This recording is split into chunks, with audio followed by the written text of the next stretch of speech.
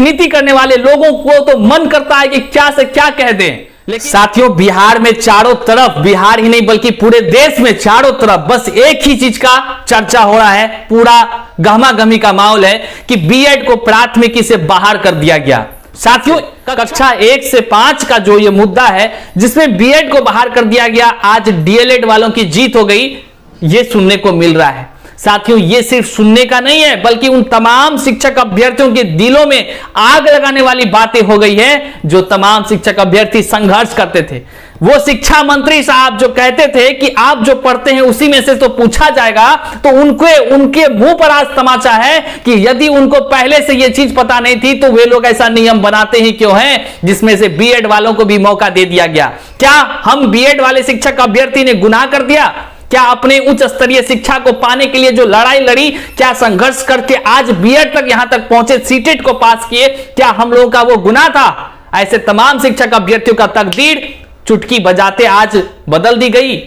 आज supreme court के माध्यम से जो फैसला आया है, इस फैसले के तहत डीएलएड वाले हमारे जितने शिक्षक अभ्यर्थी हैं वे सभी की जीत हुई है, उनको बधाई है। लेकिन हमारी लड़ाई उनसे नहीं है, हमारी लड़ाई सरकार से है, हमारी लड़ाई उस कूटनीति से है जिसके तहत जो है कि तमाम शिक्षक अभ्यर्थियों के साथ, उनके जिंदगी के साथ केवल और केवल उनको बर्बाद करने के लिए की जाती है, ऐसी धूर्त कूटनीति से है। प्यारे साथियों, कई ऐसे शिक्षक अभ्यर्थी हैं जो दिन रात एक करके सोचे कि इस जिंदगी में कुछ तो अब अच्छा होगा। चलो ठीक है भाई, जो भी चीज हुआ, अब बीपीएससी का एग्जाम है, 24 तारीख से उसको लेकर तैयारी कर रहे थे। आखिर बताइए, जो उच्च स्तरीय शिक्षा प्राप्त किए हैं, जो बीएड क्वालिफाई किए हैं, सीटेट क्वालिफाई किए हैं, उसका क्या दोष? और ये दोष कैसे हम किसी अभ्यर्थी को दें? ये लड़ाई हमें कैसे हुई? हम तो ये तमाम शिक्षक अभ्यर्थी बस एक ही सोच रहे थे कि हमारा जो ये बीपीएससी का फॉर्म भराया है वह 2018 के जो गजट उन्होंने सरकार ने पास किया और उसमें ही उन्होंने ये अलाउ किया कि बीएड वाले भी अब प्राथमिकी में अपना बहाली ले सकते हैं। तब ना जाकर के सब कोई बीएड किया। ये करने में क्या 1 रुपया लगी थी? 1 रुपया नहीं, जिंदगी की वो गहरी कमाई लगी थी, जिंदगी भर के उन माता पिताओं की पैसे लगी थी जिनको बनाने में लाखों लोगों की खून पसीना एक होती है। उन तमाम गरीब, उन तमाम वैसे लोग जो कि दिन दिन एक एक पैसे जोड़ करके आगे बढ़ते हैं, अपने बच्चों को आगे बढ़ाने का काम किए थे, बीएड कराए थे, और उन्हीं के बेसिस पर कि भैया या तो 1 से 5 में, 6 से 8 में, या आगे जो भी पढ़ाई का स्तर होगा उस पर नौकरी लग जाएगी। लेकिन ये गद्दार जितने भी सरकार हैं, ये तमाम गद्दार सरकार की वजह से, इनके गलत कूटनीति की वजह से आज यह परिणाम है कि आज लाखों रुपए खर्च करने के बाद, एक योग्य शिक्षक होने के बाद भी आज जो है कि दर दर की ठोकरें खानी पड़ रही है। चंद दिनों में आप सोचिए, आश्चर्य की यह बात है, कई लोगों के आंखों से आंसू बह रही है, हम तो कह रहे हैं खून की आंसू बह रही है। जब से मैं आज घर से बाहर था, अगर बाहर ना होता तो मैं उस समय से आप सभी को अपडेट कर रहा होता, लेकिन मैं घर से बाहर था। शरीर के अंदर की जो आवेश है, उस आवेश को रोक नहीं मैं पा रहा हूं। मेरे प्यारे साथियों, क्या नहीं लोगों ने सोचा था। बात हुई थी कि अब जो सीटेट पास कर लीजिएगा तो ज्वाइनिंग आपको मिल जाएगी। ये शिक्षा मंत्री लोग पहले से बोलते रहे, अपर मुख्य सचिव वगैरह सभी कोई बोलते रहे, जो मुख्यमंत्री साहब है वो खुद बोलते रहे। लेकिन जब आई अब ज्वाइनिंग की बातें तो कहा दी गई, नियमावली बदल दी गई, फिर बीपीएससी दीजिए। वहां तक भी संघर्ष किया सभी लोगों ने संघर्ष किया। जब वहां संघर्ष किया उसके बाद की स्थिति आई तो वो स्थिति आई कि चलो अब बीपीएससी कुछ दिन बचा है, जी जान से पढ़ लो भैया, कुछ ना कुछ अच्छा हो जाएगा। अब मान लीजिए भैया कि 24 तारीख से बीपीएससी एग्जाम होनी थी, 24 तारीख से, तो वे तमाम शिक्षक अभ्यर्थी का क्या दोष है जिन्होंने लाखों रुपया दे करके आज जो है कि यहां तक पहुंचा। और ये पैसा कौन वसूला? लाखों रुपया बीएड के माध्यम से यही सरकार लोग ने वसूला ना। क्या इनको इतनी सी समझ नहीं है? अरे होगी भी कहां से समझ। ये अक्षर कटवे लोग, ये निकम्मे लोग किसी काम के नहीं है। केवल और केवल इस निकम्मे लोगों की एक ही काम है, किसी ना किसी प्रकार से बिहार ही नहीं बल्कि देश भर के शिक्षक अभ्यर्थियों को केवल और केवल लूटना है। देश के युवाओं को बरगला करके केवल और केवल उनको चक्की पिसाते रहना है, एकदम से गोल गोल घुमा करके शिक्षा की बागडोर में। केवल आपको सिर्फ शिक्षित करने के लिए, आपको शिक्षित बनने के लिए सिर्फ ऑप्शन देगा, लेकिन आपको नौकरी करने के लिए बिल्कुल नहीं। ऐसे तमाम कूटनीति करने वाले लोगों को तो मन करता है कि क्या से क्या कह दें, लेकिन क्या कहेंगे, एक शिक्षक होने के नाते मुंह से आवाज दूसरी भी शब्दों में नहीं दे सकते हैं, न दे पा रहे हैं।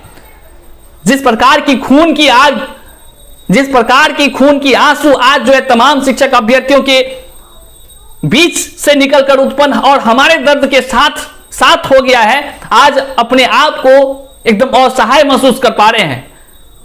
आज जो अभ्यर्थी दिन रात तैयारी कर रहे थे, आज उनके साथ क्या हुआ सोचिए जरा सा। आज वे लोग तो कहीं के नहीं रहे ना, कहीं के नहीं रहे। 6 to 8 में सीट ही नहीं है। देखिए कूटनीति, देखिए इस बुज़दिल लोगों का कूटनीति देखिए, कक्षा 6 से 8 में सीट ही नहीं है और पूरा ढिनोरा पिटा गया, पब्लिसिटी लिया गया कि हम इतना लाख दे रहे हैं, शिक्षकों की बाली इतना लाख कर रहे हैं। अरे भाई, आपको शुरू में बना देना चाहिए था नियम कि डीएलएड वालों को 1 से 5 करना है, नहीं कोई आएगा। क्यों आता कोई आप में? आप ही ने नियम बनाया। अब बीपीएससी के अधिकारी तो साफे लग रहा है कि मतलब कि ज्ञान के नाम पर इतने अज्ञानी है कि 1000 बार संशोधन करता है एग्जाम के पहले तक। आश्चर्यचकित कर देता है, कहां कहां से ये लोग उठ करके आ जाते हैं और नियम कायदा बनाते हैं ऐसे जिसमें कि सब शिक्षक अभ्यर्थी, मतलब कि शिक्षा जगत को ये लोग खेल समझ के रख लिए।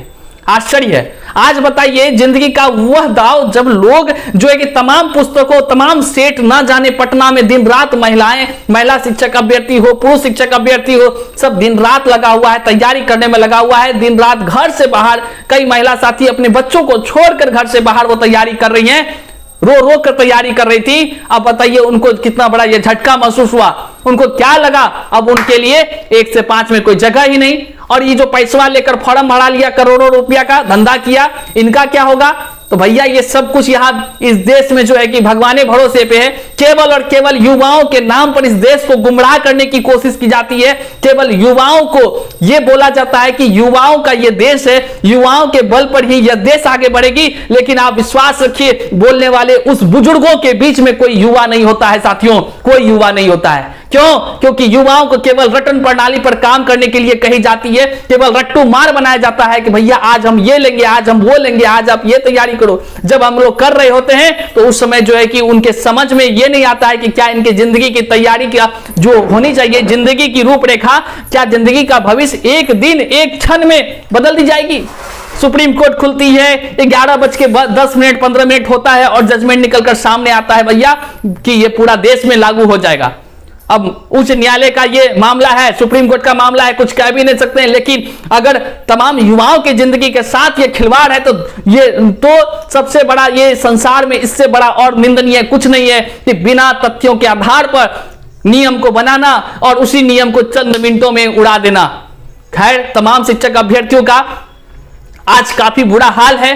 चिंता मत कीजिए, हम सभी शिक्षक अभ्यर्थी हैं और अपने आप को भी समझते हैं और आने वाले कल को भी समझते हैं। तो याद रखिए, ऐसे ऐसे जितने भी कूटनीति के तहत हमारे तकदीरों को बिगाड़ने का काम करता है, ऐसे सभी गद्दारों को एक साथ उखाड़ कर फेंकेंगे। और फेंकने में आप तमाम शिक्षक अभ्यर्थी जिसको आज इन्होंने रुलाने का काम किया है, वे सभी शिक्षक अभ्यर्थी छोड़ेंगे नहीं। इन सभी को, इन सभी के तकदीरों को भी खराब करेंगे, क्योंकि हम सभी के उम्र का जो सीमा है, उस सीमा पर इन्होंने ज्वाइनिंग देते देते इन्होंने जो है कि लगातार हम लोगों से छीनने का कोशिश किया ही नहीं, बल्कि बर्बाद करने का कोशिश किया है। 1 से 5 में अब हम लोग बैठ नहीं सकते हैं, कक्षा 6 से 8 का वैकेंसी नहीं निकाला है। अब बताइए, स्टेट निकाल करके स्टेट का डेट नहीं दिया है, कब इसकी एग्जाम होगी, कब इसका क्या होना है। भगवान भरोसे सब कुछ चल रहा है और कहने के लिए युवाओं का ये देश है, युवाओं के बल पर ये देश चल रहा है। चलिए, वीडियो देखने के लिए बहुत बहुत धन्यवाद। आप चैनल पर नए हैं तो सब्सक्राइब कर लीजिएगा। साथ ही साथ मेरे प्यारे साथियों, मैं आपको बता देना चाहता हूं, बहुत बड़ा फैसला हम लोग लेने वाले हैं। तमाम शिक्षक अभ्यर्थी, जितने भी शिक्षक अभ्यर्थियों के साथ अन्याय हुआ है, जल्द ही आपको अगले वीडियो में अपडेट करेंगे कि क्या निकलकर सामने आया है। जो हम लोग फैसला लिए हैं और उस पर काम करेंगे। हमारी टीम से लगातार बातचीत हो रही है, हम लोग उस पर काम करेंगे। और साथ ही साथ किसी को निराश नहीं होना है, संघर्ष का वक्त है और संघर्ष करते रहेंगे, अंतिम सांस तक लड़ते रहेंगे। साथियों, वीडियो अपने तमाम साथियों तक साझा कर दीजिए। बहुत बहुत धन्यवाद, आभार, प्रणाम।